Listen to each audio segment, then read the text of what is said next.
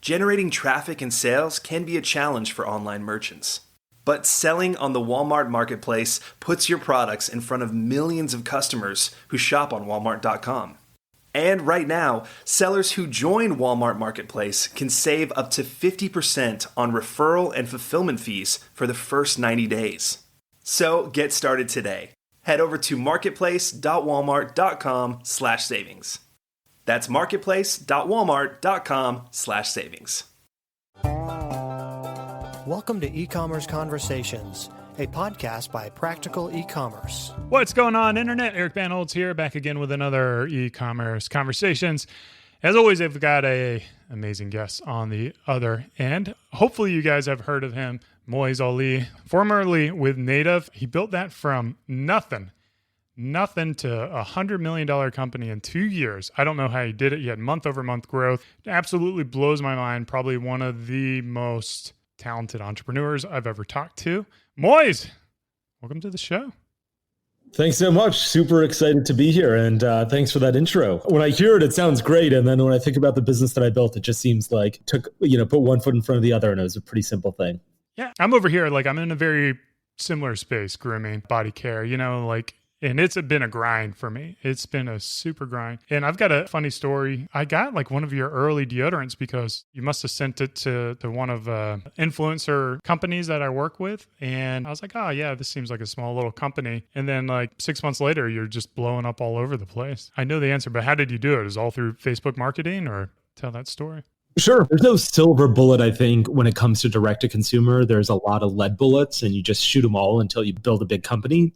We launched the business in July 2015. We had a pretty mediocre product. We were trying to figure out, do people want to buy deodorant that doesn't have aluminum in it? Do they care about this issue? Are they willing to buy this online? Are they willing to pay a premium for it? All those types of things that we really didn't know. Started the business and sort of understood that people were looking for that product and were willing to pay a higher price point for it, but that the product we launched really just wasn't that good. So we spent the first year of the business, which is a crazy long time considering the business was around for 2.5 years before being sold. But the first year of the business, we spent really iterating on the product and making it much better. And once we sort of got our reviews up and our repeat purchase rate up, we went to the mattresses with advertising and marketing to try and get our name out there. And I would say that there are a few things that worked really well for us. One was our repeat purchase rate really sustained the business. You and I are in similar categories, and repeat customers are the way to build LTV and build a real business. I think it must be really hard for a business like Casper. They've got a 15% repeat purchase rate. Once you buy a mattress, you're probably good for mattresses for the next decade. So one, we worked really hard to get our repeat purchase rate up. We got it up to about 50%. So half the customers who bought once were buying again, which was great. Two was we did a really good job encouraging people to talk about their product with their friends. Initially we thought it was going to be a very male-oriented product, became a very female-oriented company. Mothers were sharing it with their daughters and daughters were sharing it with their friends. And so we did a great job with organic acquisition. And that still accounted for a significant percentage of the new customer revenue when I left.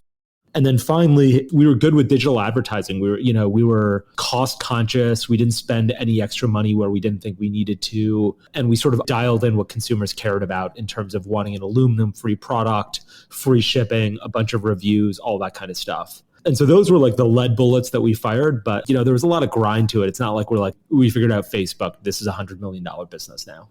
Yeah. The thing that really blows my mind right there is that 50% reorder rate.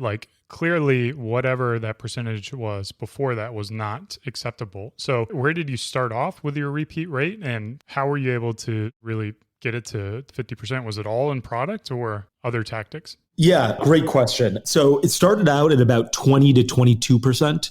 So less than half that. I personally sent out emails. You said you got your bar from an influencer company that you were working with. If you bought the bar from our website, I emailed every single customer for, the first 2 years of the business saying, you got to stick a Native deodorant. Love to know what you think about it. If you love the product, please leave a review on our site. If you don't, just reply back to this email and tell us what you don't like, and we'll go try and fix that. And so for the first year of the business, the complaints were pretty similar. It was a really tough deodorant when it came to application. It was too many powders, not enough oils. We didn't get the balance of the product right. What was ironic was we wanted to be a male-oriented company, or that's what we thought we'd be when we launched the business. And, it was pulling out the underarm hairs of men all over the place, including my own.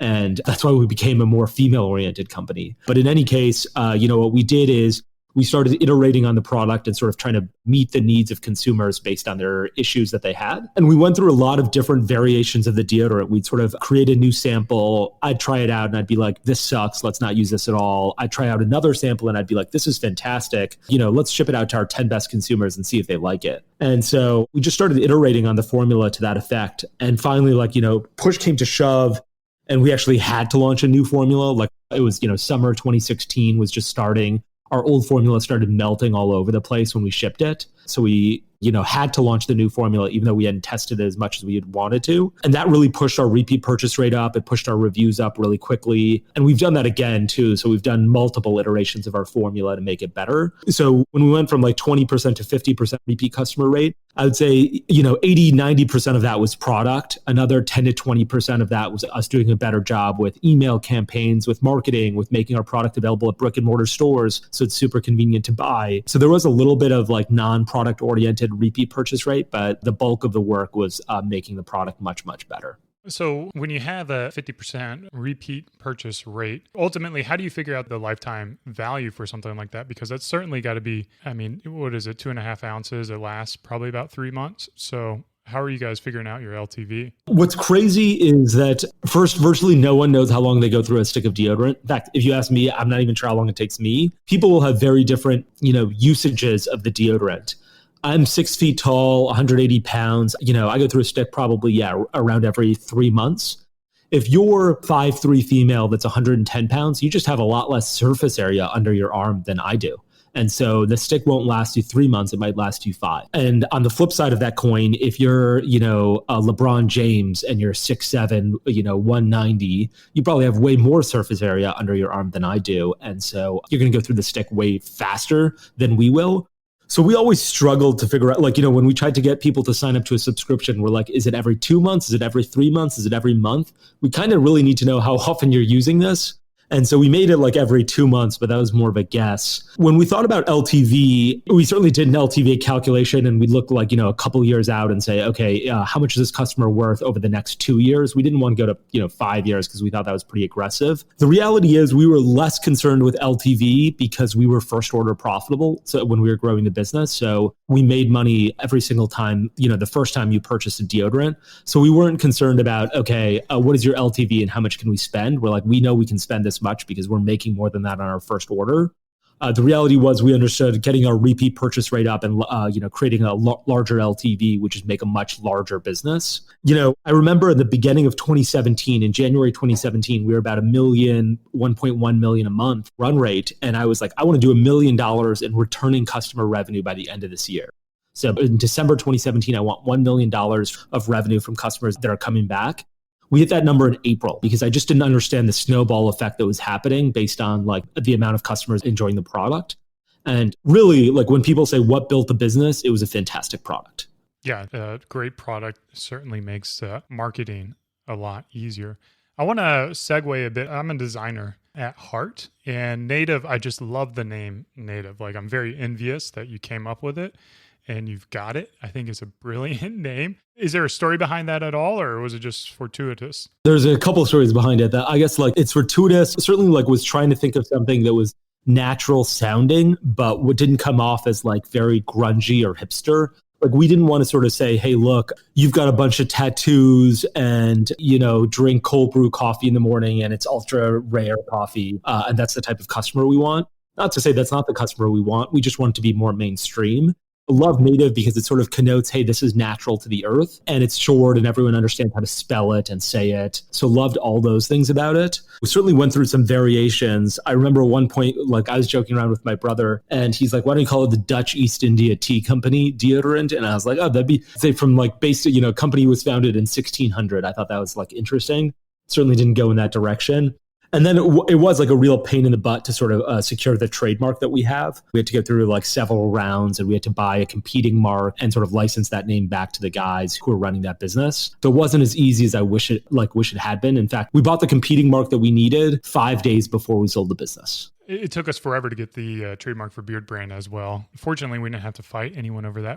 The domain is Native COS. That's right. Yeah. What is the COS for? Great question. I've got no idea. Okay. People ask, is this cosmetics? Is it company? Is it companies? I'm like, I've got no idea. But it was the only domain. I tried to get native co, couldn't get it. Tried to get like go native, couldn't get it. Tried to get native.com, of course. Somebody had it. And so that's where COS came from. Okay, you're just like, I just want to spend $11. Yeah, exactly. I want to spend $11 and I've got this GoDaddy coupon. So it's actually going to be $1.99. And so that's really what came about. You ended up building it and you sold it in 2 years to Procter & Gamble. Why? You got this home run hit on your hands. Like, why part ways with it? Yeah, great question. We were growing so fast from a top line and bottom line perspective, we weren't able to keep up from a headcount perspective. And so we were really holding the business together with duct tape to ensure that everything was working well. And I knew that if I wanted to sort of maintain the business as an independent entity, I'd have to remove my foot from the pedal in terms of top line growth and focus on hiring genuine, seasoned senior executives who could help me take the business to the next level. And I was like, if I do that and, it takes me 6 months or a year to do that, I'm not sure what the business will look like 6 months to a year from now if I've stopped focusing on top line and bottom line. And then if it takes me another year or 2 years to sort of get those numbers back up, I'm not sure if somebody's going to come in, want to buy the business, and they're going to say, well, you're not growing nearly as fast as you were. Oh, let's pay you the same amount. So I was afraid of like just distractions that we needed. It was like, we needed to hire people, and I was afraid that I was going to have to stop focusing on top line and bottom line. And I wasn't sure what would happen to the business. So I think that was happening. And then as you're continuing to grow the business, the other thing you think about, and I'm curious to know your perspective here as well, is that, when I started the business, less than 1% of my net worth was in native. By the time native had grown, the month before we sold the business, we were doing $1 million in net profit. It was a big business. And so I was like, well, now 99.9% of my net worth is in native. And I'm not sure that I don't want a little bit more diversification. Like if something goes sideways, if we have, let's say we send out a deodorant for which for some reason or another has a razor blade inside and it cuts somebody. I mean, that's a terrible thing, of course, and we don't want that to happen. And that never has happened. But if something like that happens and there's this huge PR issue, that's a real body blow to my balance sheet. And so there was certainly the idea that, hey, look, this is a lot of money, more money that I could spend the rest of my life. Do I really want to continue to take more and more risks with this business, or do I want to diversify myself? Yeah, I think that's the logical response, right? That's the one that makes the most sense. I've known a lot of other entrepreneurs who essentially do the same thing, either through partial liquidation of their equity or through just selling it altogether. We had this conversation with my business partners, and the way I look at it is a couple things. Like I have that paranoia too, that it could all go to zero one day. But then I think about if I sold this to, like a major company, who would be more capable of solving whatever the problems are that come its way? And, maybe I'm a little proud of my abilities, but I feel like I could do a better job of saving the company than, a mega corporation. So, that's kind of the one answer that I have. And then the other answer for me, and this is ultimately a personal thing, is I love my business partners. I feel very fortunate that I have the greatest business partners to me that I could have. And I know that if I ever sold this business, we're never doing this again, right? We're never going to be working on another company again. We'll probably hang out, but it'll be a lot less. And, maybe we get lucky and we build another business together, but it's probably not likely. So it's essentially selling the business is selling my friendships with, two of the people who are closest to me. So for that, it would have to be a really, really high number, which we may never get to. Yeah, I mean, that makes a ton of sense. And to be honest, it's a super personal decision based on where you are in your life and, how much risk you're able to bear. I remember talking to Brian Lee, who is the founder of Honest Co. and Shoe Dazzle and LegalZoom. And I remember he told me he sold LegalZoom a long time ago. And he's like, people ask me, why'd you sell LegalZoom? And I was like, look, LegalZoom's a bigger company today than when I sold it. But the reality is I didn't have any money. I had student loans. I had to worry about everything. And all of a sudden, by being able to sell LegalZoom, I was able to not have to worry about those things. And so, once you hit a double or a triple or a single or whatever you call it, you can go for a grand slam a lot easier. It's a lot easier for him to be like, you know what, I want to build $1 billion or $2 billion company now. And I have a lot less risk because, I'm sort of set, or he's sort of set financially. And, I have a lot of respect for that. You've got to worry about your own personal situation. If I was Jeff Bezos' son and sort of had $100 billion, I would have been like, yeah, let's keep building this business and let me try and make it bigger and see, how far my ambition can take me, not Jeff Bezos' son. And so I was like, okay, this is going to change my life in a way that's going to make me very satisfied. And it's not going to be the last business I start. And so I guess I didn't have the hesitation that a lot of people talk about. I sort of knew, I was like, this is the time to do it because things are going well. And, it's a life-changing event. Yeah. The other thing is like you're pulling in $12 million of profit a year. I assume you're putting that money back into the business rather than taking it off the table and paying yourself. Yeah. It's sort of sitting on the balance sheet of the business. Like, it'd been 2.5 years. So it's not like we were pulling in 12 million LT at last 12 months. It was sort of like just had happened. And yeah, we were just sort of letting it sit on the balance sheet. I remember at one point we were trying to raise money and we talked to these people and they're like, yeah, we can give you $5 to $10 million or like, we can give you $30 million. And I was like, what am I supposed to do with $30 million? By the time we sold the business, we had about 12 million on the cash on the balance sheet. And I was like, I don't even know how to spend this $12 million. I certainly don't know how to spend $42 million. What's amazing is like, I think that P&G is a fantastic institution. And it's really interesting to see like, for us, I was like, if someone gave me $40 million to spend in the next 6 months on native, I'd be like, I wouldn't know how to do it. I'd have to really stretch to find marketing channels. And at the same time, if you go to the guy who runs Tide, I bet if they're like, hey, we're going to give you $40 million, he's going to be like, great, I've already spent that $40 million. My annual budget's got to be $250 million. And it's crazy that like, portfolio companies within the same CPG umbrella can both have just such different lifestyles. And like, he's great at what he does and probably could never run native. And I'm good at what I do. And I could certainly never run Tide because if someone said, hey, Moiz, spend $250 million, I'd have no clue how to do that, even on a brand like Tide.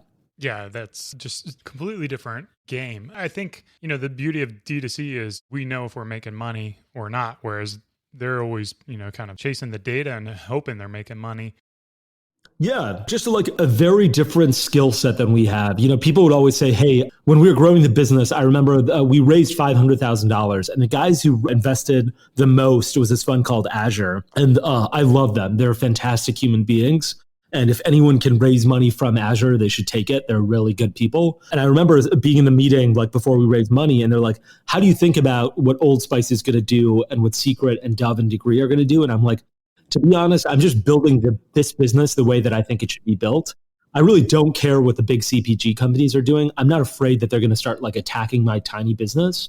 And even if they do, we just stand for something very different than Secret and Old Spice do. We try and stand for things that are like simple and clean and natural and very 21st century and not things like, very masculine, rugged man like Old Spice. And so I'm like, we're just building our business and we never think about these bigger guys. Yeah. So, and I like encourage other people to do that as well. Like as you're building your business, Eric, I'm sure you're sort of like, I'm focused on what I'm doing, not necessarily what everybody else is doing.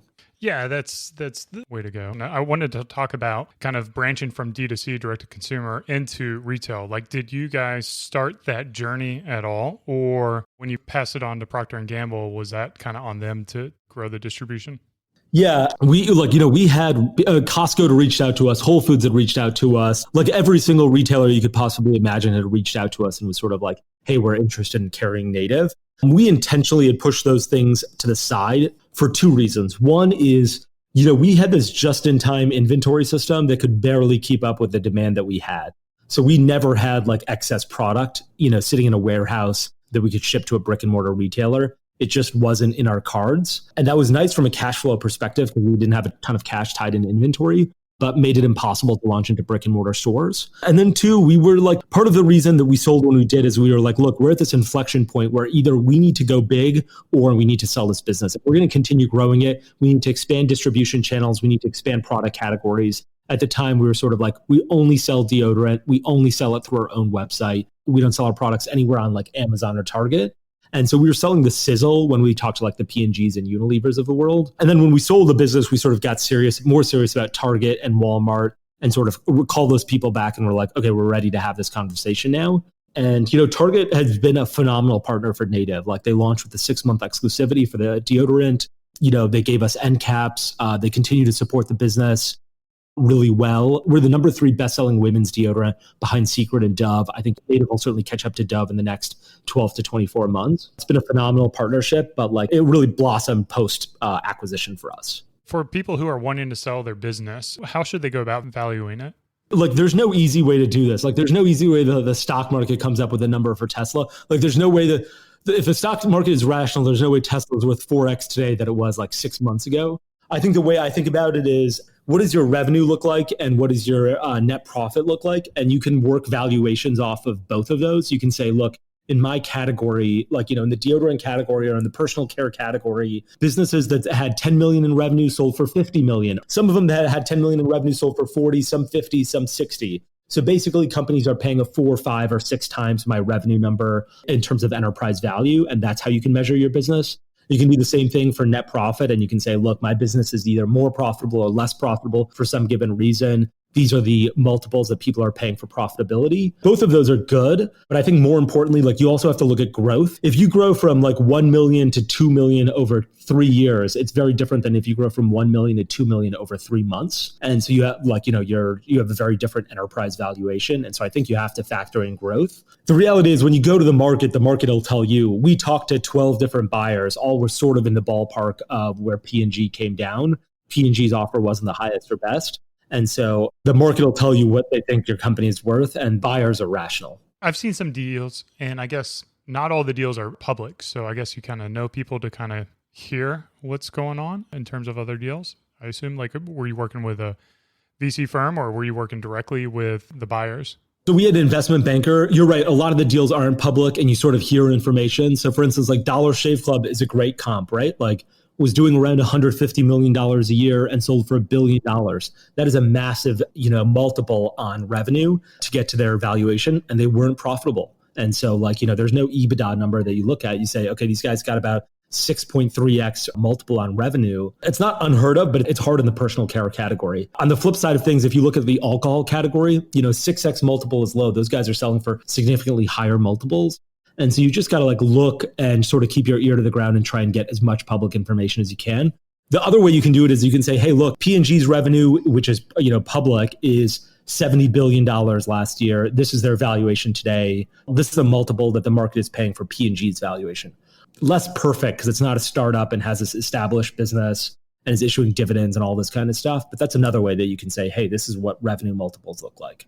I would imagine that would be, if you're a profitable company, that's like the easiest way to say, like, for instance, Edgewell, since we're in the same space, Edgewell, their P is like 18 and a half of your net profit. So if you just take your net profit and you multiply 18, that seems like a fair valuation because they're essentially adding that profit to their balance sheet and they should be able to get that valuation to their company as well.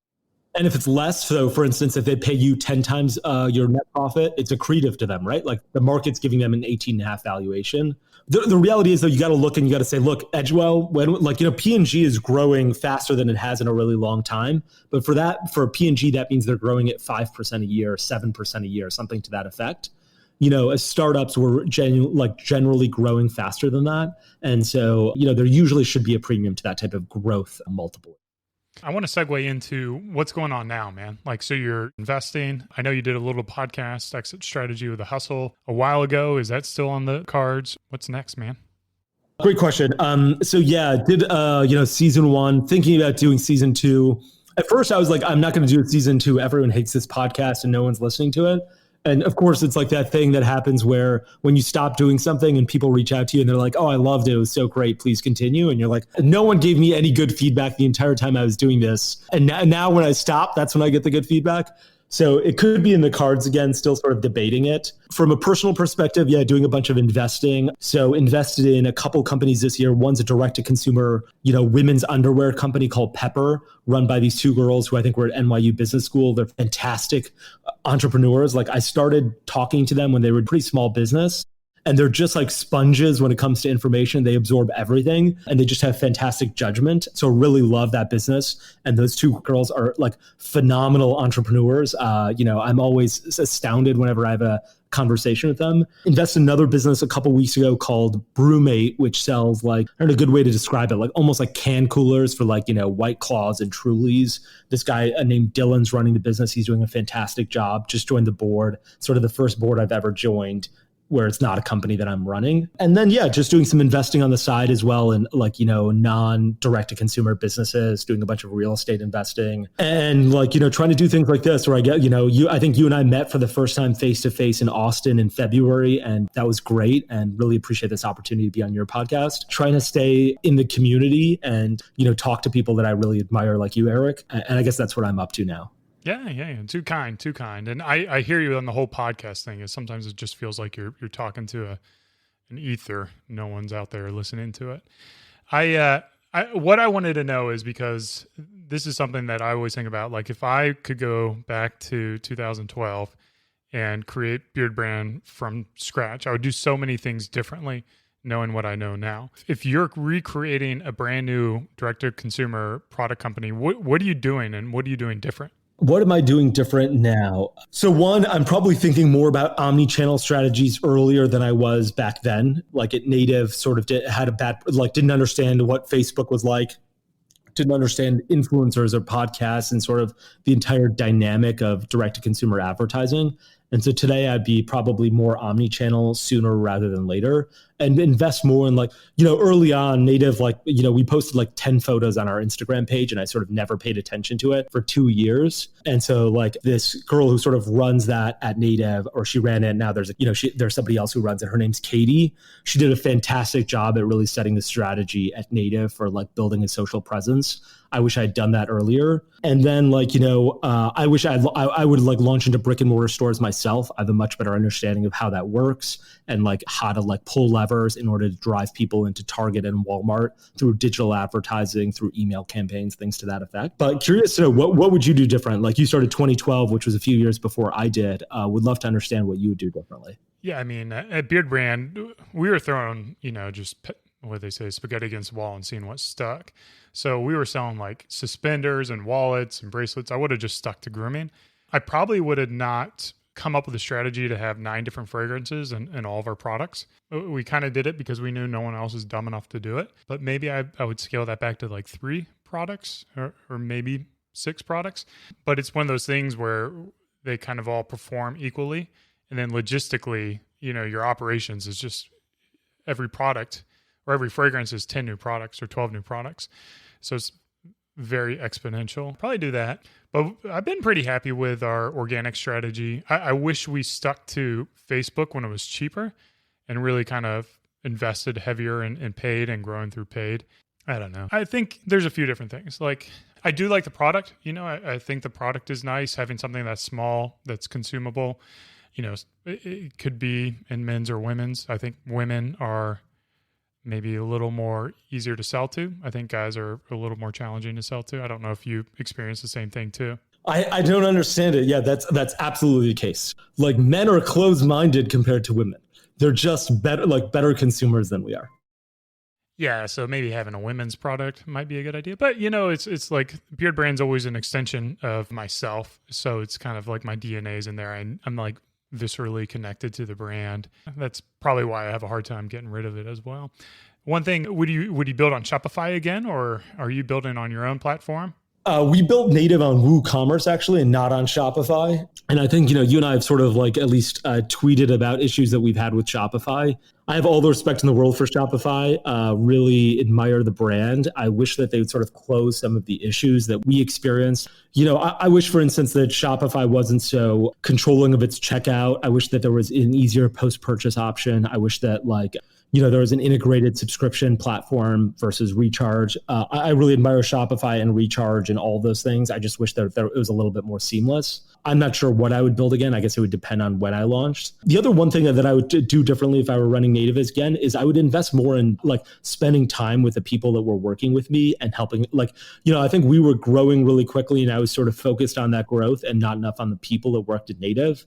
And, they were stellar human beings. We hired a few senior executives that were actually great. And I really admire the 2 women that did that and the other people that sort of graduated to that level as well at Native. And, to their credit and to my fault, I didn't spend a lot of time mentoring them or sort of talking to them about my vision and strategy. They had to absorb it. And they did a great job of that. I just wish I'd spent more time being a CEO, telling people my strategy as opposed to just sort of keeping it in my head and not sharing it with other people. Yeah, that people thing took me a good 3 or 4 years to figure out how to hire the right people and how to give them the right guidance on how to be successful. And really what year is it, 2020? This is finally our first year where we feel like our team across the board really represents our core values and is a good fit. And we've had wonderful people who've kind of come through the doors and went on to their next journey. But, aligning with the brand and the company is so hard to figure that out that I figured that would be a lot easier the next time, if there is a next time, but I guess that's all part of the journey, man, right? You have to make those mistakes to learn and to grow. Yeah, absolutely. A couple of the people that worked at Native sort of left and started their own businesses. And I hope they don't make those mistakes. But that is the coolest thing I've ever seen in my entire life, where I was like, you and I had worked together and you left and now you're doing your own thing. It is really like, it gives me so much pride to see somebody being like, you know what, Moiz can do this, I can do this, and sort of like not making the mistakes that I made and executing well. It makes me very proud when I see that.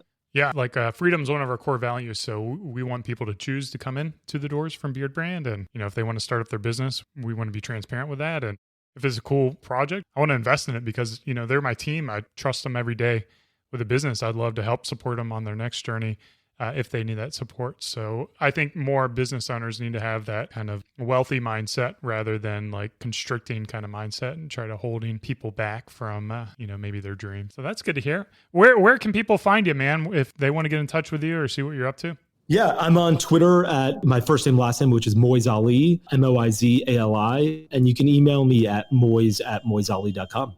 Do it, man. Twitter. I've been talking about that. Anyone who's been listening to this knows they should be on Twitter. The D2C community on Twitter is amazing.